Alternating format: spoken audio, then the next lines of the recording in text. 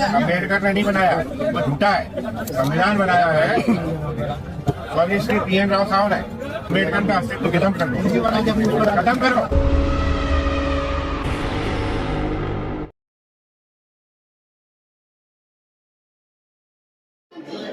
आज हमारे साथ नीलम बोध जी हैं, इनसे जानने की कोशिश करते हैं जिस तरीके से ग्वालियर के अंदर बार बार अनिल मिश्रा बाबा साहब को लेकर उल्टा सीधा बोलते हुए नजर आते हैं या फिर कहीं बाबा साहब का अस्तित्व खत्म करने पर नजर आते हैं, तो उसी सारी बातों को लेकर के आज हम नीलम बोध जी से जानने की कोशिश करते हैं। नीलम जी, क्या देखते हो कि जिस तरीके से अनिल मिश्रा लगातार बाबा साहब पर जिस तरीके की टिप्पणी कर रहे हैं, उनका क्या इलाज है इसमें? देखिए, सबसे पहले तो कवर में ये कहना चाहूंगी, जो अनिल मिश्रा बाबा साहब का बार बार अपमान कर रहा है, ये अपमान करने की हिम्मत कहाँ से आ रही है? सबसे पहला सवाल ये है, क्योंकि हम देख रहे हैं तरह तरह के ऐसे नेता चुटपुइये समय समय पर निकल कर आते, जो कभी बाबा साहब को लेकर स्टेटमेंट दे देते, जब कभी बहुजन समाज को लेकर भद्र गालियां दे देते, कभी बहुजन समाज की बहन बेटियों पर भद्र टिप्पणियां कर देते। तो ये सोचने वाली बात है कि ये हिम्मत आ कहाँ से रही है। और मैं साफ कहूँ ना, ये जो पूरी की पूरी हिम्मत है बहुजन समाज के लोगों की वजह से है, बहुजन समाज के नेताओं की वजह से है। क्योंकि जिस तरह से बहुजन समाज के नेताओं को काम करना चाहिए था, लोगों को काम करना चाहिए था, उस तरह से लोगों ने काम नहीं किया है। और उसी का नतीजा है जो अनिल मिश्रा जैसे चुटपुइये लोग हैं, वो समय समय पर आते हैं, निकलकर बिल से और कीड़े की तरह बिल बिलाते हैं और कोई ना कोई स्टेटमेंट देकर चले जाते हैं। और यहाँ पर हम देखते हैं जो बहुजन समाज के लोग हैं, वो सिर्फ उनकी चर्चा करने लग जाते हैं। और वो चाहते हैं वो चाहते हैं कि तुम चर्चा करो, चाहे डायरेक्ट करो चाहे इनडायरेक्ट करो, वो चर्चा में बनाए रहना चाहते हैं। उनसे ज्यादा तो बदनाम हम अपने महान पुरुषों को करें, क्योंकि आए दिन हम उनको लेकर वीडियो बनाते हैं कि देखो अनिल मिश्रा ने ये कहा। अरे अनिल मिश्रा की क्या औकात है? 2 करोड़ का व्यक्ति नहीं है। अगर बहुजन समाज इकट्ठा हो जाए, मैं कहती मेरे सामने आ जाए, उसका थूथड़ा बिगाड़ दूं। मैं सच कह रही हूँ। मतलब जो व्यक्ति ये नहीं जानता कि भारत के संविधान लिखने वाला, जिसको कि सिंबल ऑफ नॉलेज कहा, जिसको कि अमेरिका के राष्ट्रपति ने ये कहा कि अगर डॉक्टर अम्बेडकर हमारे देश में पैदा होते तो हमें दुनिया का सूरज कहते, मतलब ऐसे महामानव के लिए 2 टके की भाषा इस्तेमाल करता है और कहता है कि हम बाबा साहब का अस्तित्व मिटा रहे हैं। अरे अनिल मिश्रा, जो एक काला कोट तुम्हारे शरीर पर है ना, ये भी उसी बाबा साहब के संविधान की वजह से। लेकिन वो तो BN राव को बोलते हैं ना कि संविधान निर्माता जो BN राव है। भारत को आजाद हुए 77 साल हो गए हैं, सभी जानते हैं, छोटे छोटे बच्चे भी जानते हैं जो स्कूल में जाते हैं कि 77 साल भारत को आजाद हुए। और 77 सालों में ये कहाँ सोए थे, इनके बाप दादा कहाँ सोए थे, या उनके भी बाप दादा कहाँ सोए थे, जो 77 साल बाद उनको याद आ रही है कि भारत का संविधान डॉक्टर अम्बेडकर ने नहीं लिखा। अरे मैं कहूंगी कि इनकी बातों में मत आइए और इन पर चर्चा करना तो मैं तो कहूंगी व्यर्थ की चर्चा हमें, क्योंकि आज अभी आपने देखा 6 दिसंबर को बाबा साहब का परिनिर्वाण दिवस का, देश के प्रधानमंत्री छोटी मोटी हस्ती नहीं है, देश की राष्ट्रपति छोटी मोटी हस्ती नहीं है, सुप्रीम कोर्ट के चीफ जस्टिस रविकांत जी, उन सब ने बाबा साहब को आदरांजलि अर्पित की। तो उन्हें याद नहीं आया कि भारत के संविधान के रचयिता डॉक्टर अम्बेडकर ने कोई और है। तो ये जो लोग इस तरह से निकल कर आ रहे हैं बिलों से, मैं बार बार कह रही हूँ, कहीं ना कहीं संघीय मानसिकता के लोग हैं, मनुवादी विचारधारा के लोग हैं। ये उसी विचारधारा से है जिस विचारधारा के तहत बाबा साहब ने 25 दिसंबर 1927 को मनुस्मृति को आग के हवाले किया था। क्योंकि मनुस्मृति लगातार एक बहुत बड़े तबके को गुलाम बनाकर रखना चाहती है। आप भी जानते हैं, महिला है, मैं महिला हूँ, अगर आपके हाथ में ये माइक है या मैं बोल पा रही हूँ, बाबा साहब के संविधान के कारण बोल पा रही हूँ, न कि मनुस्मृति के कारण। और ये लोग फिर से वही चाहते हैं कि जो मनुस्मृति है वो भारत देश में नहीं चाहते कि मनुस्मृति का जो शासन है वो लागू और मनुस्मृति जो संविधान के दायरे से ऊपर उठकर हो। लेकिन आज बहुजन समाज के लोग पढ़े लिखे, बहुजन समाज में तमामों करोड़ों की संख्या में मैं कहूंगी कि जागरूक लोग हैं। आज हजारों लाखों एडवोकेट्स हैं, सुप्रीम कोर्ट के चीफ जज, आपने देखा पिछले दिनों जिस तरह से सुप्रीम कोर्ट के chief justice V R Gavai ji रहे, तो आज इस बहुजन समाज के लोग चपरासी से लेकर राष्ट्रपति तक जा रहे हैं और सुप्रीम कोर्ट के चीफ जस्टिस बन रहे हैं। तो ये उस संविधान के ही तहत है। और आज जो मनुवादी विचारधारा के लोग हैं और अनिल मिश्रा जैसे लोग हैं, उनको ये पच नहीं रहा है कि जो बहुजन समाज के लोग हैं इनकी बराबरी करें, बराबरी नहीं बल्कि इनसे ऊपर निकल कर जाए। तो इसलिए समय समय पर इस तरह की स्टेटमेंट करते हैं, इस तरह की बयानबाजी करते हैं। तो ऐसी बयानबाजियों से मुझे लगता है कि ऐसे लोगों को बचना चाहिए और शासन प्रशासन को तो ऐसे लोगों के खिलाफ सख्त रवैया अपनाना चाहिए, ताकि ऐसे लोगों को हिम्मत भी ना हो जो भारत के संविधान के रचयिता, जिन्होंने महिलाओं के लिए हिंदू कोड भी लिखा, जिन्होंने तमाम हक अधिकार इस भारत देश के तमाम लोगों को दिए, तो ऐसे लोगों पर सख्त से सख्त कार्रवाई होनी चाहिए। लेकिन अभी तक तो जो सरकार है उनके ऊपर कोई एक्शन ही ले रही है। अगर इसी तरीके से कोई दलित समुदाय का व्यक्ति इस तरीके से किसी पर कुछ बोलता है तो अब तक उस पर एक्शन हो जाता है। देखिए, एक्शन होना लाजमी है, क्योंकि आज बहुजन समाज के पास में ना तो सत्ता है ना ही प्रशासन है। अभी आपने देखा पिछले दिनों, आपने भी कई बार अपने चैनल से और सोशल मीडिया प्लेटफॉर्म से जो कनौजिया जी हैं उनकी खबर चलाई, जिस तरह से उन्हें लखनऊ विश्वविद्यालय से रस्टिकेट कर दिया गया। और भी तमाम ऐसे, रोहित वेमुला का केस हमारे सामने, और खुद जीता जागता उधर मैं खुद हूँ, 22 दिन तक जेल की सलाखों में रह के आई हूँ। तो मैं अच्छे से समझ सकती हूँ कि आज जो मनुवादी विचारधारा के लोग हैं या मनुवादी विचार विचारधारा के लोग जो बैठे हैं, आप देखिए जब भारत में शिक्षा की बात होनी चाहिए, रोजगार की बात होनी चाहिए, अच्छे स्वास्थ्य की बात होनी चाहिए, महिला सुरक्षा की बात होनी चाहिए, भारत को आगे बढ़ाने की बात होनी चाहिए, साइंटिफिक टेम्परामेंट को स्थापित करने की बात होनी चाहिए, वहां पर क्या हो रहा है, आज दिन रोज घंटियां बज रही है, कभी सावरकर की मूर्ति का उद्घाटन हो रहा है, कभी किसी की मूर्ति का उद्घाटन हो रहा है। तो आप देखिए ना कि जिस सावरकर का भारत की आजादी में कोई योगदान नहीं था, जिसने रत्ती भर भी काम भारत की आजादी में नहीं किया, ऐसे लोगों की मूर्तियां बना रहे हैं, बाबा साहब के आधार पर बना रहे हैं, तो आप समझ सकते हैं कि सरकार इनके खिलाफ क्या एक्शन करेगी, क्या नहीं करेगी। तो कहते हैं ना कि वो ये तो वही है, एक ही थाली के चट्टे बट्टे, सह यहाँ से मिलती है, बोलते रहते हैं, और ये जांच करते हैं कि बहुजन समाज के जो लोग हैं उनका कितना टेम्परामेंट है और कितना वो जागे, कितना सोए हैं। तो इसलिए समय समय पर ऐसे लोग चेक करते रहते हैं, कहीं ना जी,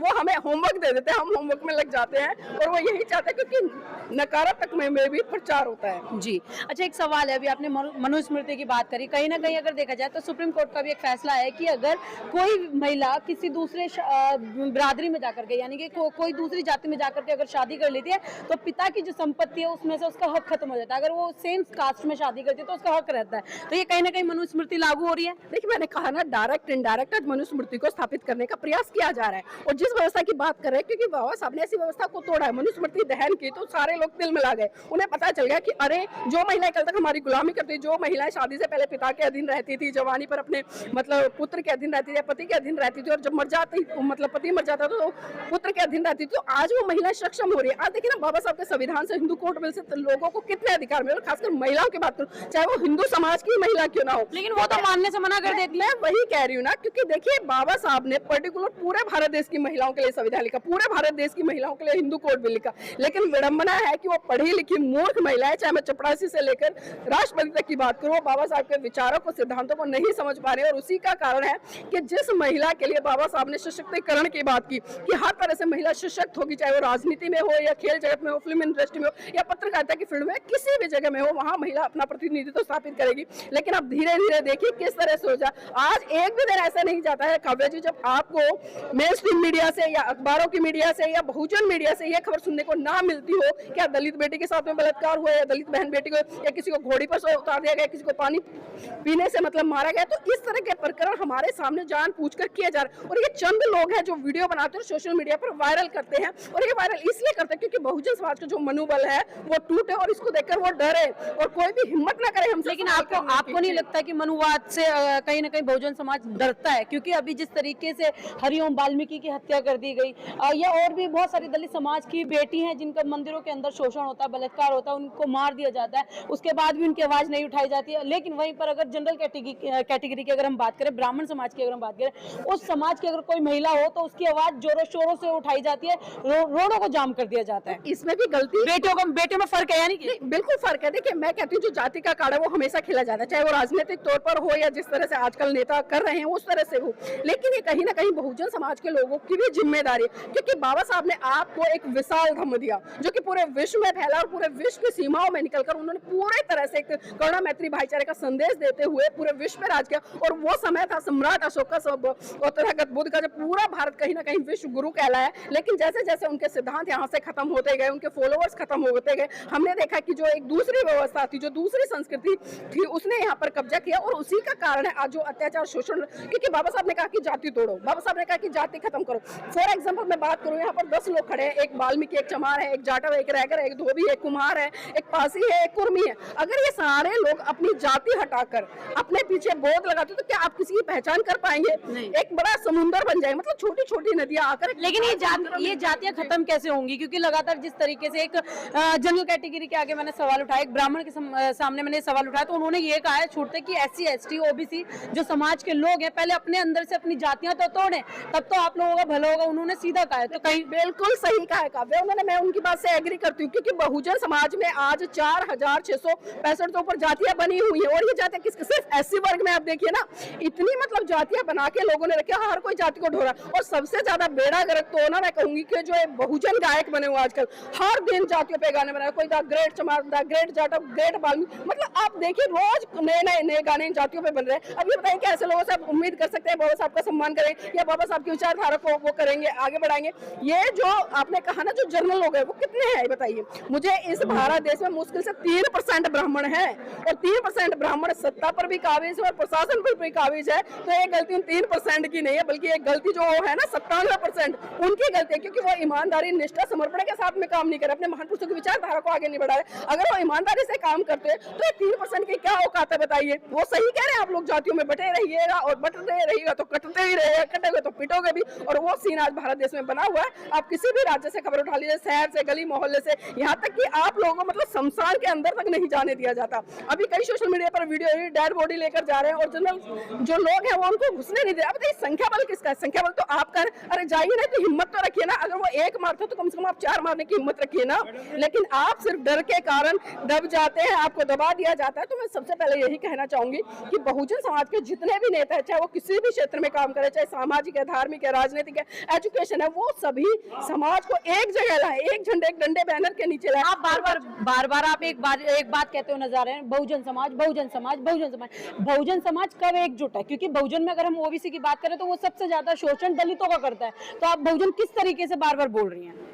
मैंने क्या बात की थी पहले ही आपने जैसे सवाल किया, मैंने कहा कि ऐसे समाज में 4000 से ऊपर जातियां हैं और वही लोग अगर अपनी जातियों को खत्म करके जो जातियों की बात नहीं करी मैंने बहुजन की बात करी। आपकी किसके आधार पे हो रहा है शोषण? किसके आधार पे हो रहा है? आज आप 4 लोगों से सर्वे कीजिए, 20 से पूछ के कि आपके साथ जो शोषण है किस आधार, आप पूछिए कि जाति के आधार पर, ये दलित है, चूड़ा है, चमार है, खटिक है, रह गए, इसलिए हो रहा। आप बताइए बौद्धों के ऊपर कितने अत्याचार हो रहे हैं भारत में? आप खुद देखते हैं कि आपने कभी ऐसी खबरें देखी है कि आज बौद्धों के साथ बलात्कार हुआ, या बौद्धों की बहन बेटियों को छेड़ा गया, बौद्धों को पानी पीने से रोका गया, बौद्धों को घोड़ी चढ़ने पे रोका गया? अरे बौद्धों ने सारे झंझट पाले ही नहीं है, इसलिए उनके साथ में नहीं हो रहा। और जो जाति ढोके लगे हुए हैं ना और अपने आप से जाति चिपका के पीछे पीछे चल रहे हैं, ऐसे लोगों के ऊपर अत्याचार, शोषण हो रहा है। तो इसमें दोषी को 3% ब्राह्मण या जनरल नहीं है, जो दोषी है ना वो 97% बहुजन समाज है, जो अपने महान पुरुषों की विचारधारा को नहीं समझ रहा है और उनको नहीं पढ़ रहा है। और जन जन तक प्रसारित करना तो बहुत दूर की बात है, क्योंकि पहले पढ़ ले और जान जाए तभी तो कुछ कर पाएगा ना। अगर जाति खत्म हो जाए तो आरक्षण कैसे मिलेगा?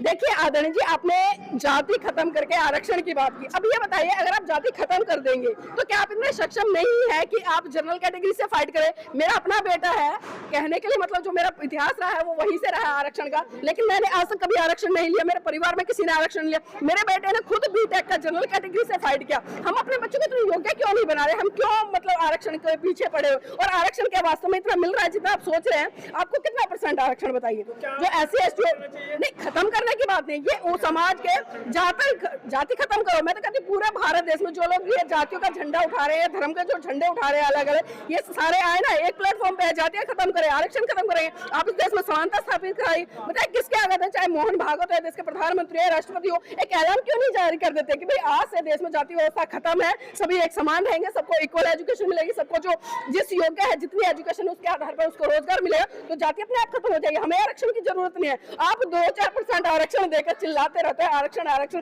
अरे उनसे सवाल करो ना जाकर जो पूरा आरक्षण खा रहे हैं। 3% है तो उन्हें तो ईडब्ल्यूएस का भी आरक्षण मिल गया। और मंदिरों में कौन सा आरक्षण है बताइए? कौन सा आरक्षण मिल रहा है आपको मिल रहा है, आपके समाज को मिल रहा है, अन्य लोगों को मिल रहा है, किसी को नहीं मिल रहा है।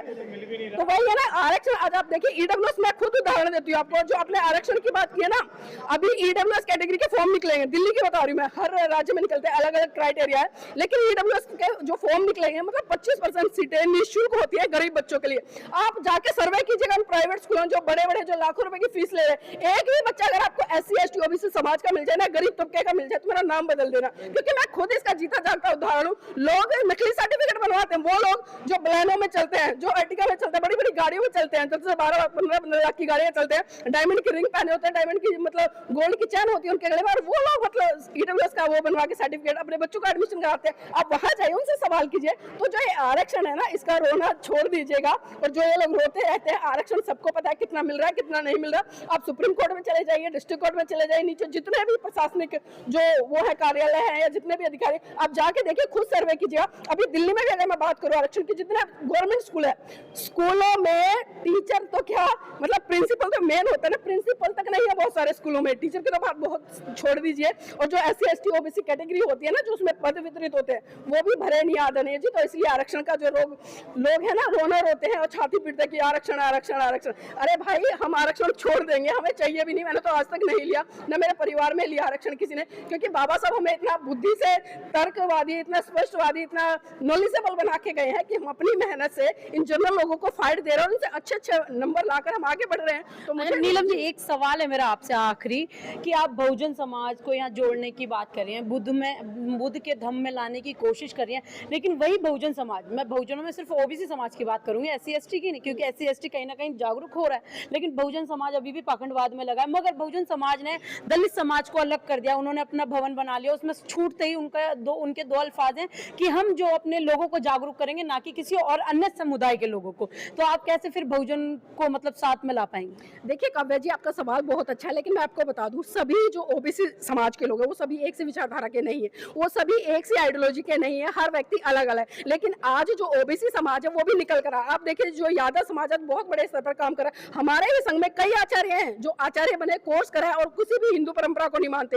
और खाली ये नहीं कि अब से नहीं मानते, बहुत पहले से मानते हैं। कई ऐसे जाट भी हैं जो मेरे संपर्क में आज वो बुद्धिज्म को अडॉप्ट करते हैं, बाबा साहब को फॉलो कर रहे हैं। तो ऐसा नहीं है, धीरे धीरे बदलाव आ रहा है। वो ओबीसी समाज भी समझ रहा है कि जो हमारी मुक्ति का मार्ग है वो बुद्ध की शरण में है, बाबा साहब की शरण में है, क्योंकि सदियों से उन्होंने भी शोषण सहा है, उन्होंने भी कहा है। क्योंकि आज जिस तरह से खुलेआम जो अत्याचार शोषण हो रहे हैं वो उनको भी दिख रहे हैं, और ओबीसी का जो आरक्षण है वो तो उनको मिल ही नहीं रहा। तो ये चीजें इनको भी धीरे धीरे समझ आ रही है, और मैं तो कहती हूँ थोड़ा समय लगेगा, लेकिन ये लोग भी कहीं ना कहीं अपनी विचारधारा, अपनी संस्कृति और अपनी विरासत की तरफ लौट कर आ रहे हैं और घर वापसी कर रहे हैं। चलिए।